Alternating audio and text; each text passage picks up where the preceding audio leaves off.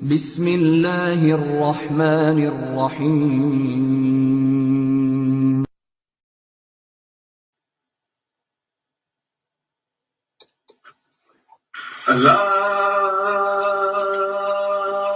الله أكبر الله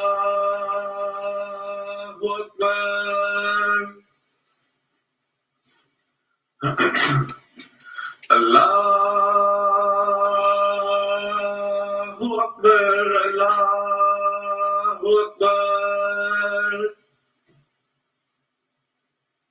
أشهد أن لا إله إلا الله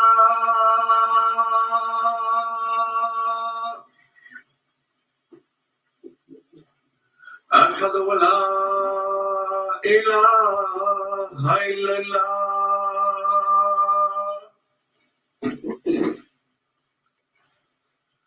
أشهد أن محمدا رسول الله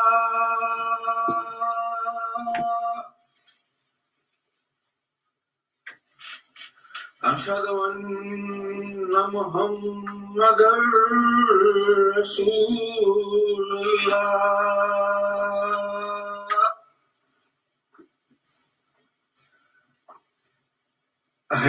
حي على الصلاة حي على الصلاة حي على الفلاح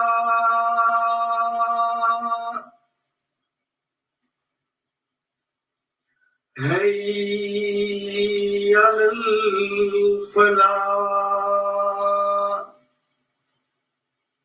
الله أكبر الله أكبر لا إله إلا الله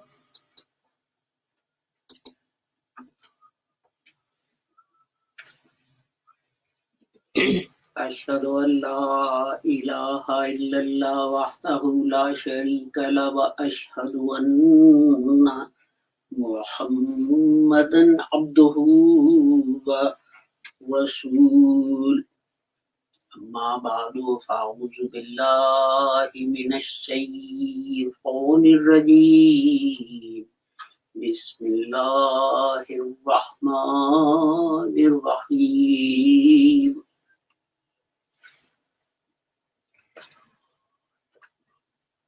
An announcement that after the Friday prayers, we'll be saying funeral prayers in absentia for our brother Jalil in Italy and also Mary Ghafoor Khan from Suriname. So,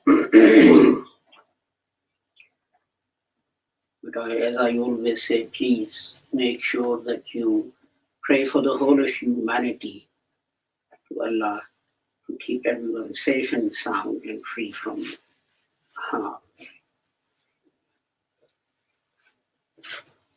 Today's recitation is from chapter 5, verses 12 and 13, which reads, الله الذي سخر لكم البحر لتجري الفلك فيه بأمره ولتبتغوا من فضله ولعلكم تشكرون فسخر لكم ما في السماوات وما في الأرض جميعا منه إن في ذلك لآيات لقوم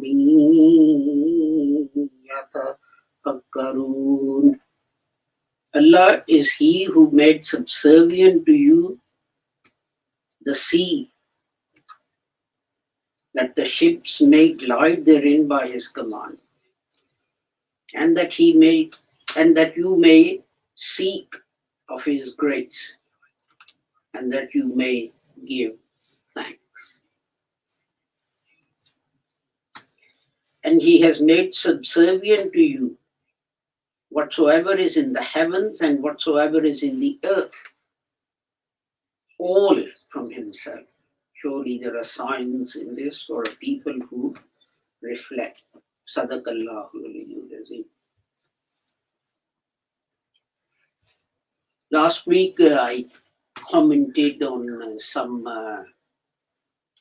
on a video that I had received from Muslims who have left Islam, and they gave reasons which I listed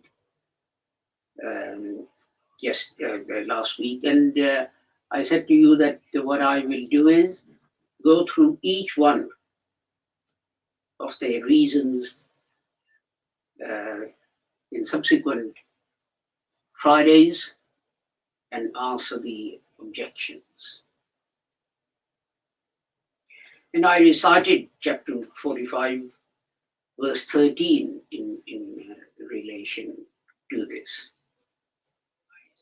And I generally covered the point, saying that it's not a solution to say just believe. When people have questions, you should answer those questions. And the one at the top was that there's a contradiction between Islam, or there are contradictions between Islam and science. Well, the first thing to notice is that Islam, the Holy Quran, is not a book of algebra or astronomy or physics or chemistry or whatever. It's a book of guidance. Although it alludes to certain scientific facts that we observe, but you can't say that Islam doesn't talk about astronomy or biology or whatever. Next you'll be asking, where is the chapter in the Holy Quran that tells you how to fix a broken leg? Well, that's not the purpose of the book. The purpose of the book, the Quran tells us, is to provide guidance to humanity. And the second point to remember is that science can be split into two. There is theoretical science and there is technology. And in technology, we have impressive inventions. We have cars, we have airplanes, we have ships, etc. And some of them seem to defy the laws of nature. Ships which are very heavy float on water. And this is what the Holy Quran refers to in the first verse that I recited. Aeroplanes fly, but on the face of it, if you had something that heavy and you held it up, it will just crash to the ground. And this is what the Holy Quran says, that Allah has made subservient to you whatsoever is in the heavens and whatever is in the earth. That the laws God has created can be used to achieve amazing things, things which seem impossible on the face of it.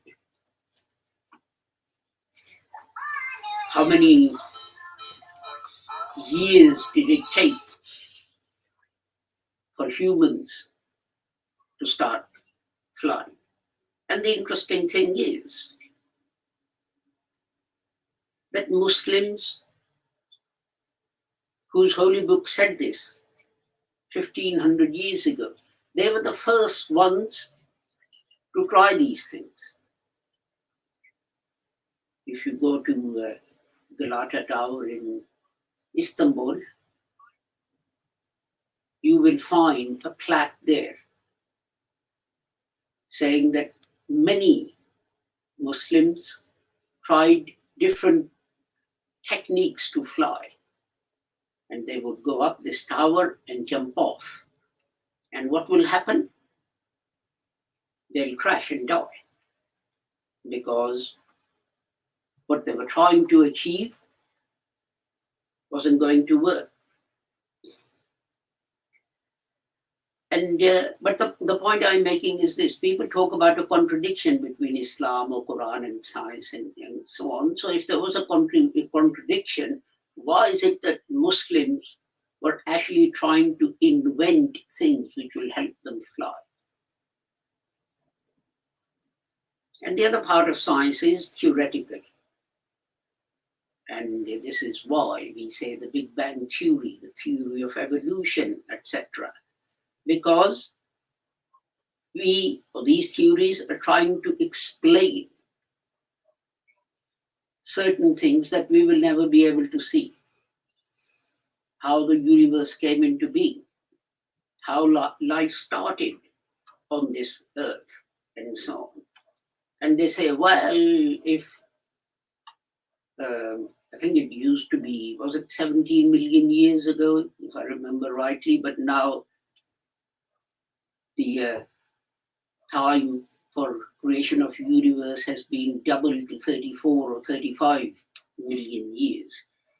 And that's the whole point, that it's theory.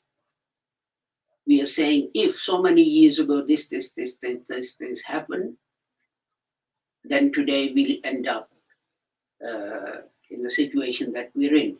But the point is this: if we are so certain about these things, how come they're changing all the time? How come 17 million years suddenly becomes 35 million years? Doubles.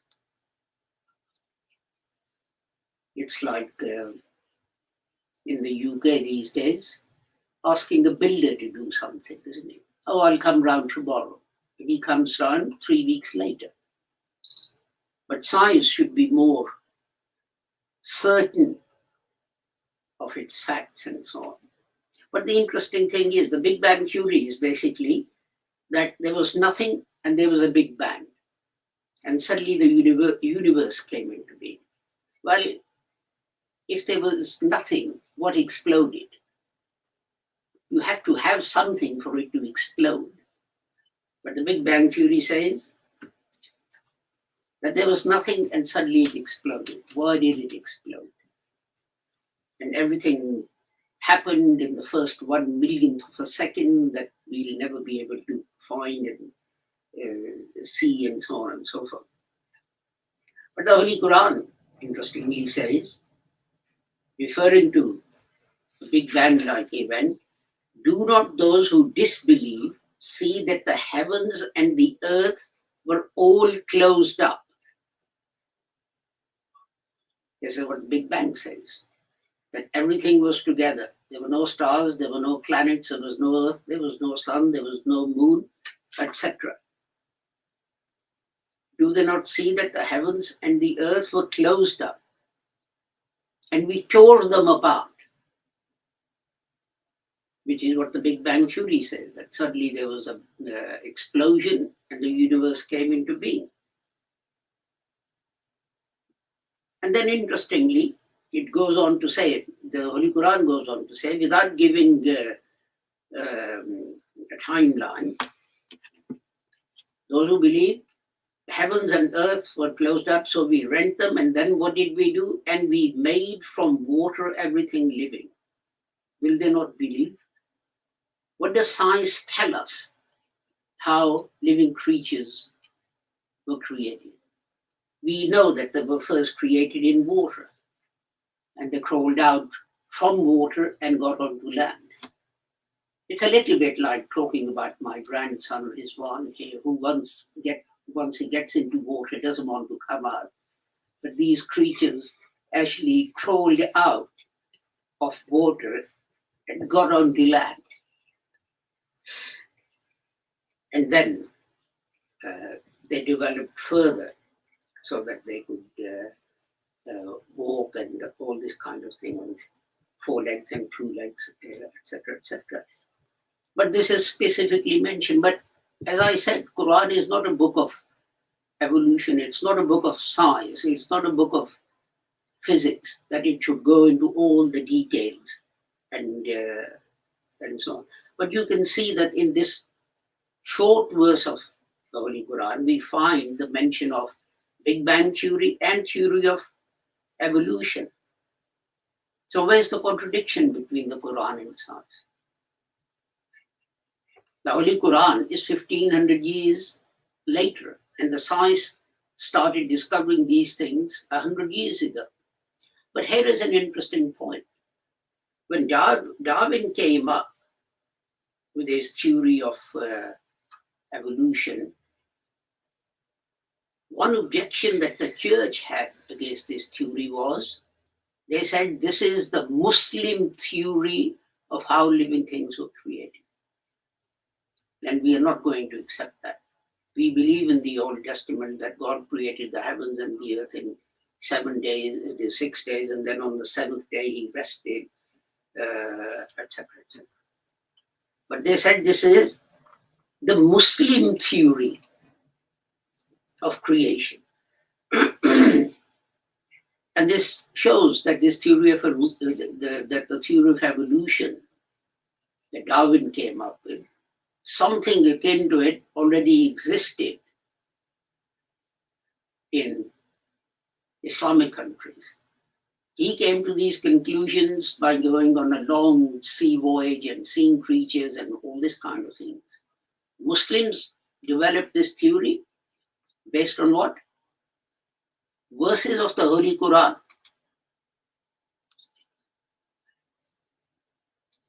Isn't it odd? Isn't it odd that the church has now accepted Darwin's theory of evolution, and Muslims who actually came up with it have now rejected it? How odd.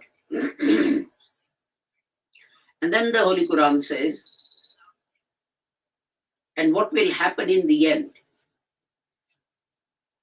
About that, the Holy Quran says, the day when we roll up heaven like the rolling up of scroll of paper. And as we began the first creation, we shall reproduce it, a promise binding on us, and we shall bring it about. In chapter 21, verse 104. And there is this great debate that has gone on in science for centuries about whether one day this universe will come to an end and how this will happen. And God tells us, one day we will roll up heavens like the rolling up of the scroll of paper. And then there's another debate about what will happen after that. And the Quran tells us, and as we began the first creation, we shall reproduce it. That there'll be another universe that will be created. But there are other interesting scientific facts mentioned in the Holy Quran. It talks about the ozone layer and how it protects humans from getting cancer. It says, and we have made the heavens a guarded canopy, yet they turn away from its signs. Chapter 21, verse 32.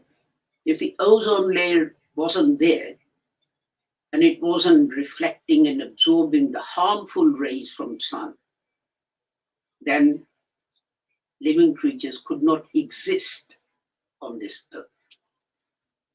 Listen to the words of the Holy Quran. Made a guarded canopy in heavens. And this is exactly the description of the ozone layer. And again, about the sun. I misspelled it here. There should be S-U-N, not S-O-N. About the sun and the moon, the Holy Quran says, He it is who created night and day, and the sun and the moon, and these things float in orbits. The Holy Quran said this, as I keep saying, 1500 years ago. At that time, people believed that Earth was flat. They believed that Earth was the center of the universe because Jesus, Son of God, was sent to Earth and everything rotated around the Earth. So the Holy Quran negates that. It says, He it is who created night and day and sun and moon, and they all float in orbits. The conflict is not between science and the Holy Quran. The conflict is this. Yes, there is a conflict, but the conflict is this. That science does not want any moral values imposed upon it. They say science is for the sake of science. Research is for the sake of research. And what is the result of that? What's the result of that? Poisonous gases are discovered. And what was the first use to which these poisonous gases were put? During the First World War, bombs were made out of these poisonous gases and dropped by the Germans on the British, and by the British on the Germans, and so on. And if you go through history, science has mostly been used to establish one nation's superiority over another, rather than for the general benefit of humanity, as is the case with these poisonous gases. Take another example. Einstein says E equals mc squared, comes up with his general theory and special theories of relativity and so on. And then based on E equals mc squared, which is theory, what does science do to put it into practice? Oppenheimer sets about making an atom bomb. And Japanese, who were about to surrender anyway, because Russians had also attacked them apart from the Americans and the British, and they couldn't fight the rest of the world on their own because Germany had already surrendered. Well, what did the Americans do? To teach Japanese a lesson, they dropped an atom bomb on Hiroshima, they dropped an atom bomb on Nagasaki. Some people claim that the recent outbreak of COVID, in which thousands died, was actually because deadly viruses were being created in a laboratory so that in case of war, those viruses could be released on the enemy soldiers. But they leaked out and they killed millions across the world. The conflict is this. Quran says, use science for the benefit of humanity.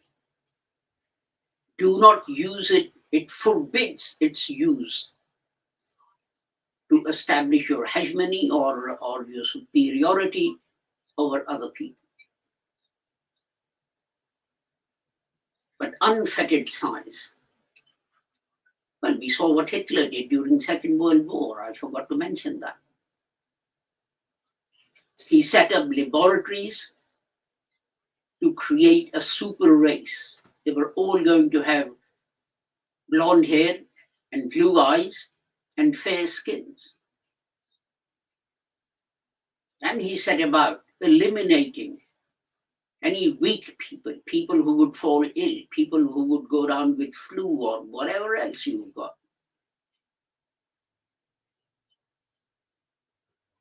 Science has been used as much, I would say even more so, to harm humanity, to further the interests of particular countries, rather than help humanity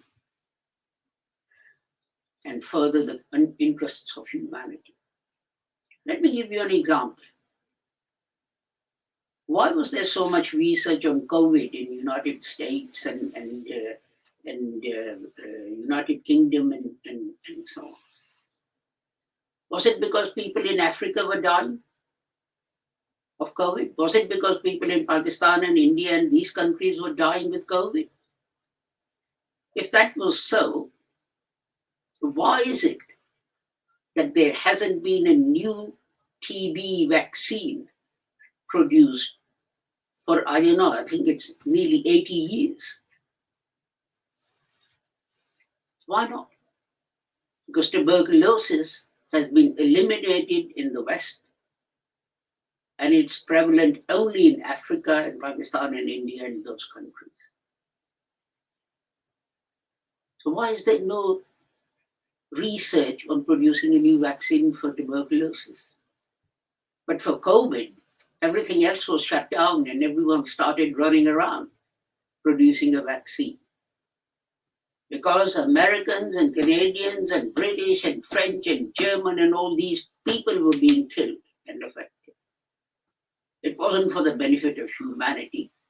It was to save their own people. The fact that it also saved people in India and Pakistan and Africa was simply incidental.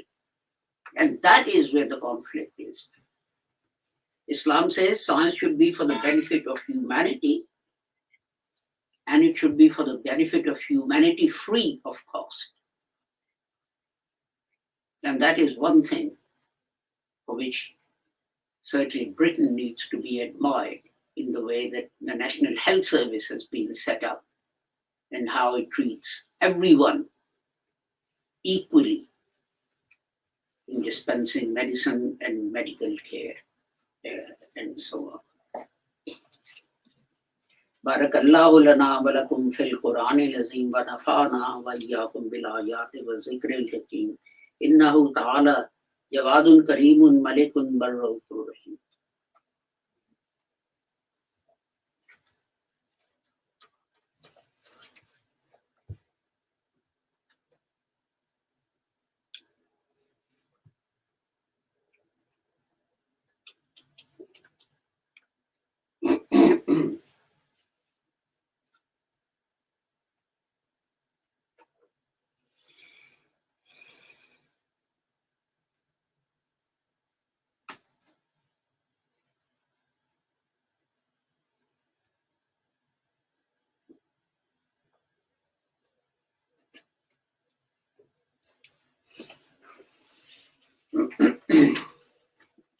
Alhamdulillah, Alhamdulillah, nahmaduhu wa nasta'inuhu wa nastaghfiruhu wa nu'minu bihi wa natawakkalu alayhi wa na'udhu billahi min shururi anfusina wa min sayyiati a'malina man yahdihillahu fala mudilla lahu wa man yudlilhu fala hadiya lahu.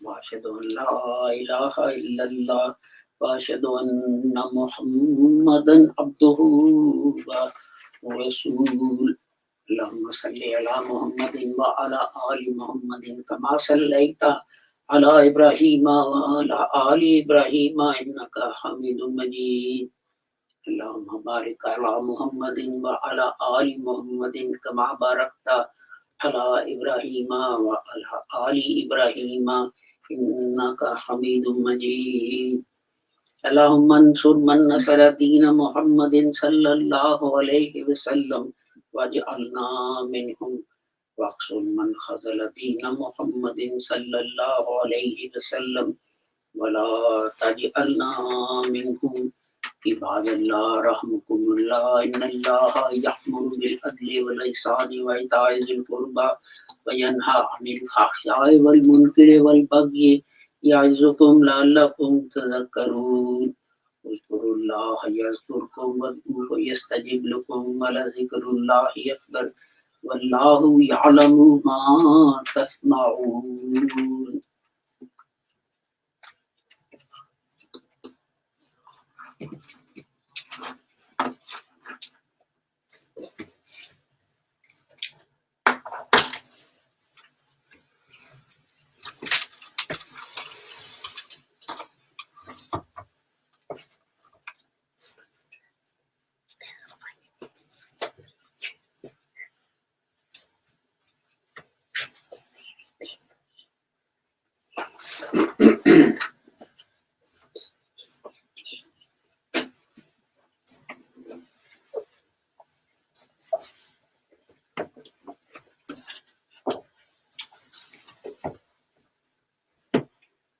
Ready?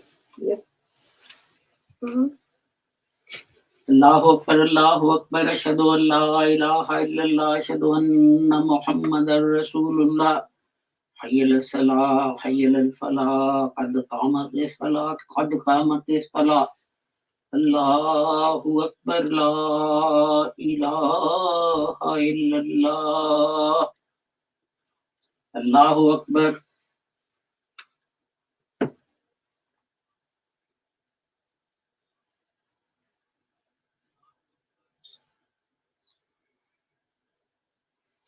الحمد لله رب العالمين الرحمن الرحيم مالك يوم الدين إياك نعبد وإياك نستعين اهدنا الصراط المستقيم صراط الذين أنعمت عليهم غير المغضوب عليهم ولا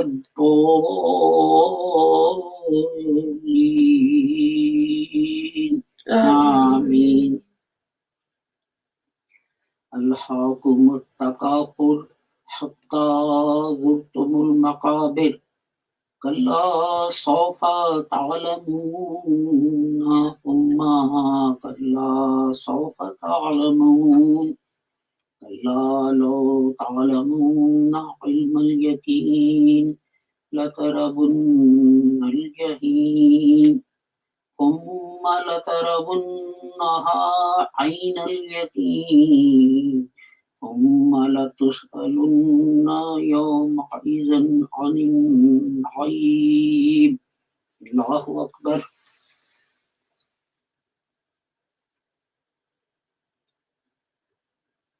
سمع الله لمن حمده الله أكبر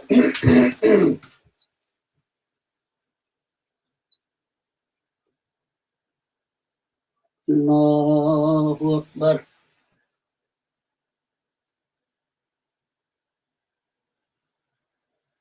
الله أكبر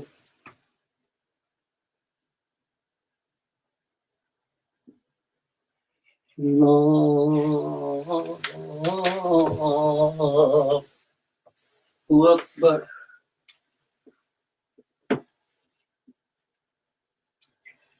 الحمد لله رب العالمين الرحمن الرحيم مالك يوم الدين إياك نعبد وإياك نستعين اهدنا الصراط المستقيم صراط الذين أنعمت عليهم غير المغضوب عليهم ولا الضالين آمين والعصر إن الإنسان لفي خسر إلا الذين آمنوا وعملوا الصالحات فلهم أجر غير ممنون الله أكبر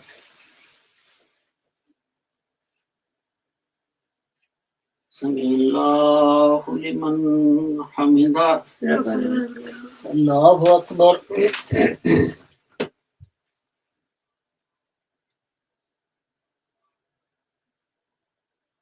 الله أكبر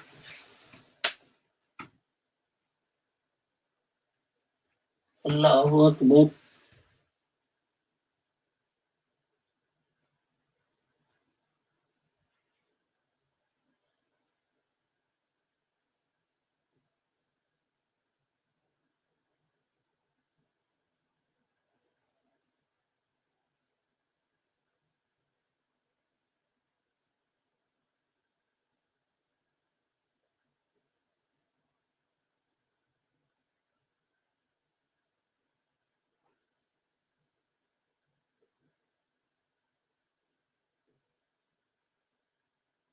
الله أكبر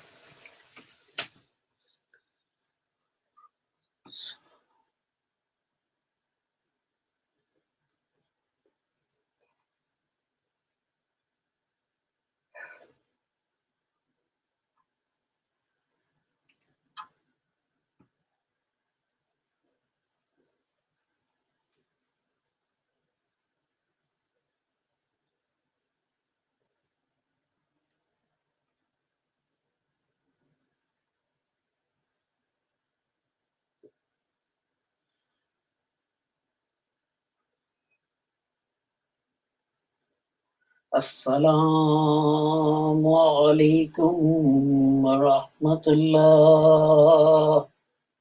Assalamu alaikum wa rahmatullah.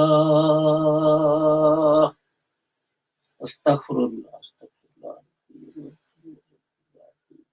ربنا آتنا في الدنيا حسنة وقنا عذاب.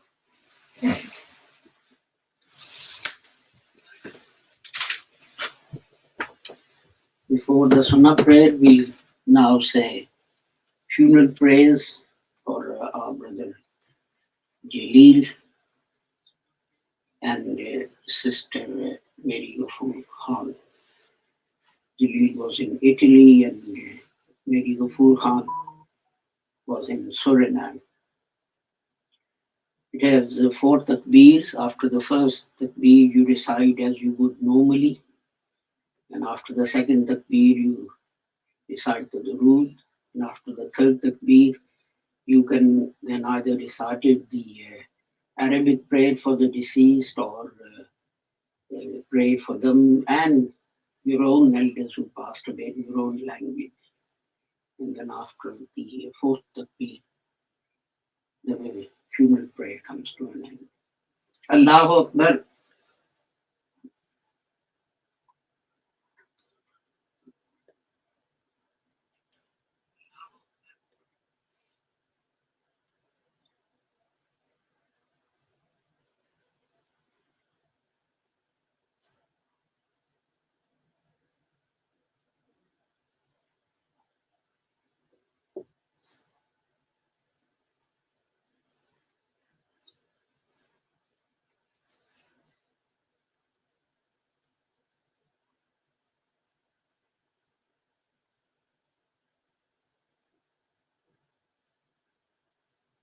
Allahu Akbar.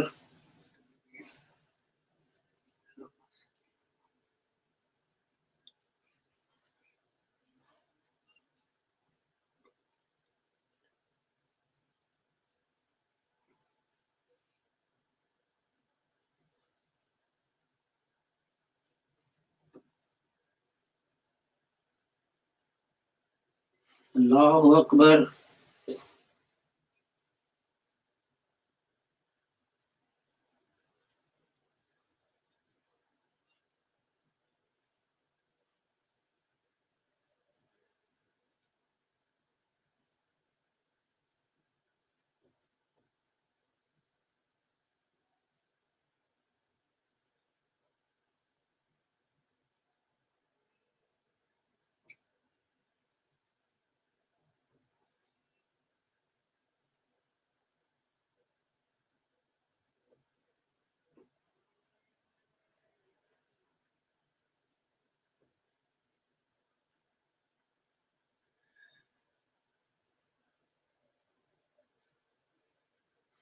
Allahu Akbar. Assalamu alaikum wa rahmatullah.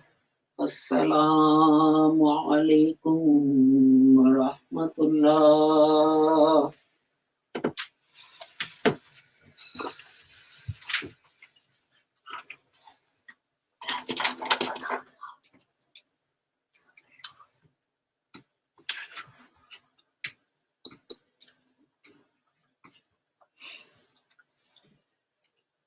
Thank you for joining us for the Friday prayers and funeral prayers for Sister Mary Ghafoor Khan and our brother Jalil. May Allah accept their good deeds and reward them for that, and may Allah overlook their human weaknesses. With that, I take my leave of you. We'll continue with this topic for the next 3 or 4 weeks, taking different categories where it is claimed that there is a conflict between Islam and modern life. So, inshallah, we'll see you again next week. In the meantime, with the prayer that may Allah keep the whole of humanity safe and free from harm, I take my leave of you. Assalamu alaikum, Khuda Hafiz, and goodbye.